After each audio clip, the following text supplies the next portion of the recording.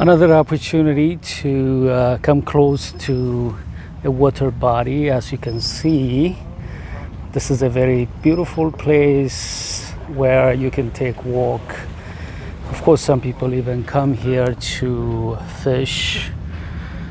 And as you can see over there, this is the water. Over there you could also be able to see the beautiful buildings.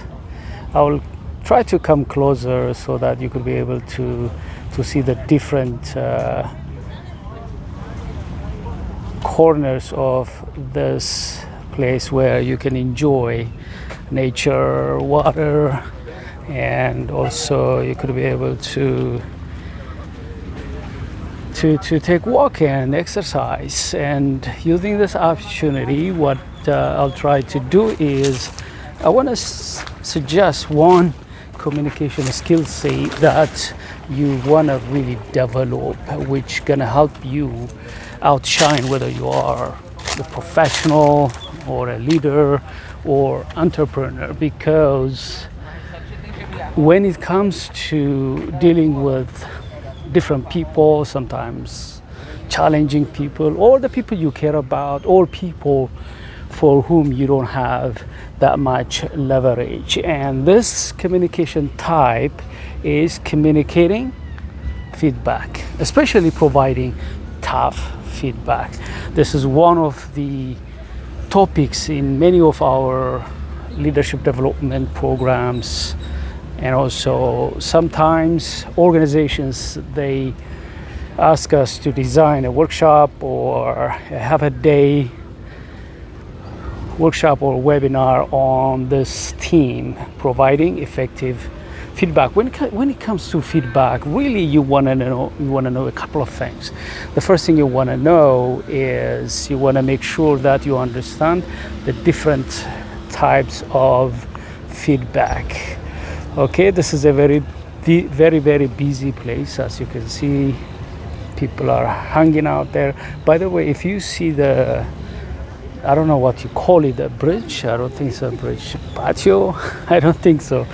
Over there, it was functional, but after the Milton hurricane, it's not functional anymore. I think they built this one, the one you see here, for temporary use, because the other one, the bigger one over there, the one you see,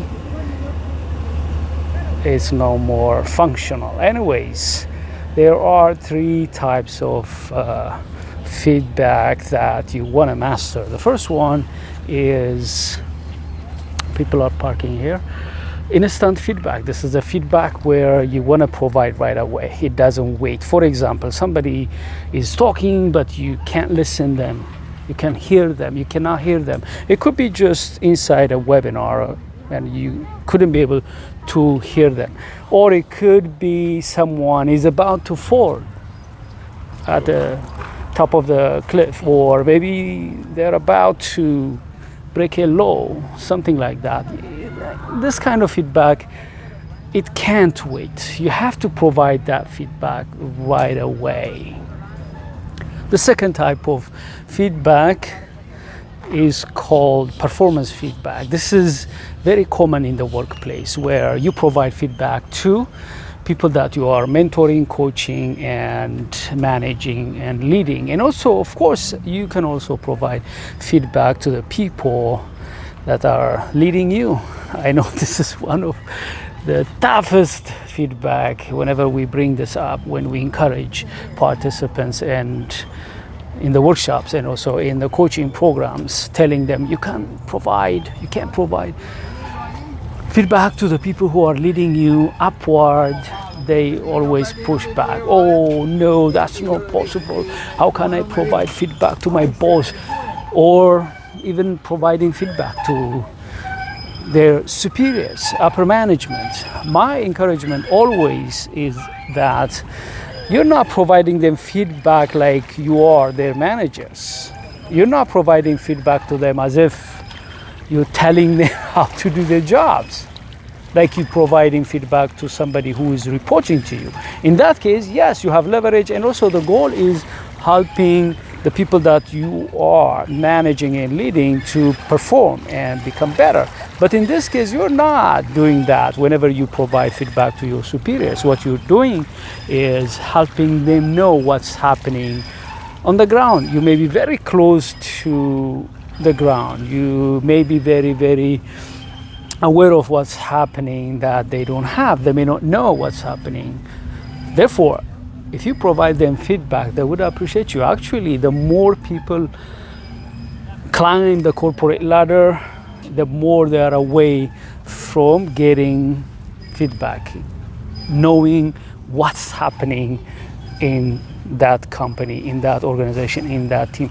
And therefore, they would appreciate if you know how to provide effective feedback to the people who are leading you. People against whom you don't have any leverage. Therefore, this is one of the skill sets you want to develop. The third and the final feedback type is growth feedback. It's growth because you're not providing that feedback to help people quickly understand what's going on or make some corrective actions, or you're not trying to help them improve performance and productivity. What you are doing is providing feedback to them to grow. Let's say you are mentoring someone, or maybe you are coaching someone, and you want to provide feedback to them based on the agreed growth goal the person has. Let's say they are trying to improve their communication skill, and they want you to provide them feedback whenever they speak so that they improve their ability to communicate. So these are the three types of feedback, and each one of these are important depending on the person. You are communicating the feedback, the situation, the sensitivity of the issue, the relationship that you have with the people, the timing, and so on and so forth. I don't want to talk about details about, for example, when and how to provide these feedback, when is the proper time to provide these feedback, and so on and so forth. But one thing I will tell you is that the more you excel in providing this kind of feedback, what happens? You completely become indispensable, because the more you climb in the corporate ladder, you are expected to provide tough feedback, including feedback to your superiors. This is one of the most important communication skill sets companies and top management are looking to promote people at a higher level. Therefore, this is very important. And also for your relationship, people have a lot of difficulties in their relationships, partly because they don't know how to communicate feedback to their loved ones, to the people they care about, because they are afraid that if they provide them honest feedback, they may think that they may offend them or hurt them because of the uncertainties how the other person would respond. They don't want to provide feedback, and it may come in the way in their relationship, in their partnership, in business, at home, in the marketplace, and so on and so forth. But I know a lot of people, when they provide feedback, they use sense of humor. You don't even feel like they gave you feedback. Why? Over there is a plane. I don't know whether you see it. Yes. Sometimes I meet people, they offer me feedback, tough feedback, and I didn't even notice it at the moment. But after I left, when I reflect and think about the interaction I had with them, I realized that they gave me feedback, tough feedback, without even me knowing it. Part of the reason is that these people, they know how to create rapport. They use sense of humor, they smile, they make it fun. And also they come from the space where they are giving you that feedback to help you. And they make it clear to you in their communication, in their emotional expression, the tone of voice, and so on, that they care about you and it's about you. And once you realize that, what happens?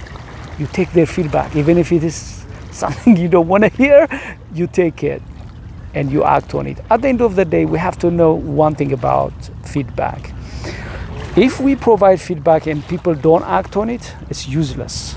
That's why we need to work on our ability to communicate feedback. We need to have a framework. We need to practice. We need to get feedback on how we are providing feedback, because at the end of the day, we want people to take our feedback seriously.